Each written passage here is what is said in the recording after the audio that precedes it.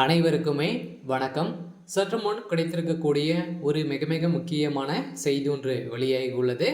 சற்று முன் அதிர்ச்சியில் திரையுலகம், பிரபல இயக்குனர் திடீர் மரணம், இது மாதிரி செய்திகள் வெளியே இருக்குது.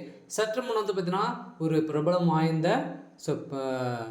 இயக்குனர் பார்த்தீங்கன்னா இப்போ திடீர்னு மாரடைப்பால் பார்த்தீங்கன்னா மரணம் அடைந்த சம்பவம் திரையுலகத்தையே பெரும் அதிர்ச்சிக்கு உள்ளாயிருக்கு. இவர் நிறைய படங்கள் இப்போ பார்த்தீங்கன்னா ப்ராஜெக்ட் போயிட்டு இருக்கும் நிலையில் இப்போ திடீர்னு மரணம் அடைந்த சம்பவம் தான் திரையுலகமே பெரும் அதிர்ச்சிகள் இருக்காங்க. ஸோ இதை பற்றி தான் இந்த வீடியோவில் முழுமையாக பார்க்க போகிறோம். ஸோ அதுக்கு முன்னாடி மறக்காமல் நம்மளுடைய சேனலை சப்ஸ்கிரைப் பண்ணிக்கோங்க.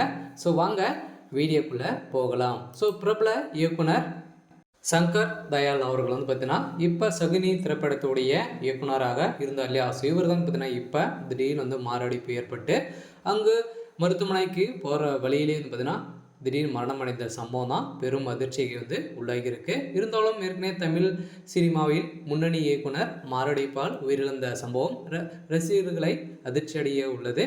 இதைத் தொடர்ந்து நடிகர் கார்த்தி நடிப்பில் வெளியான சகுனி திரைப்படத்தின் இயக்குனர் சங்கர் தயாள் மாரடைப்பு காரணமாக இன்று சற்று முன் காலமானார். அவருக்கு வயது 54, 2 மகள்கள் மற்றும் ஒரு மகன் உள்ளனர். ஸோ இதைத் தொடர்ந்து மேலும் இவர் குழந்தைகள் முன்னேற்ற கழகம் என்ற திரைப்படத்தை இயக்கியுள்ளார்.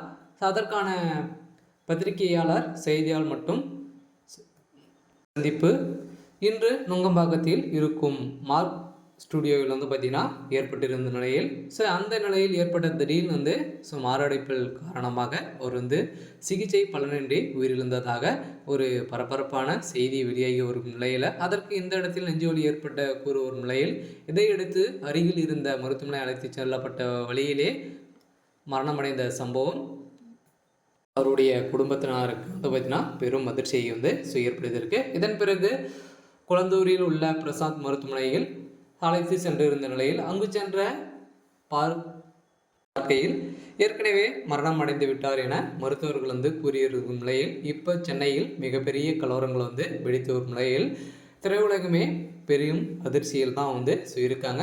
அந்த ஸ்டூடியோவில் தான் அவருக்கு ஏதோ மர்மங்கள் நடந்திருக்கு அப்படின்ற மாதிரி அவருடைய குடும்பங்கள் பார்த்தீங்கன்னா புகார்கள் தெரிவித்துட்டு வரும் நிலையில் திரையுலகத்தில் ஒரு உட்கட்சிக்குள்ளேயே பார்த்தீங்கன்னா ஒரு கலவரங்கள் ஏற்பட்டு இப்போ சமீப காலத்தில் இந்த சம்பவங்கள் நடந்திருக்கு.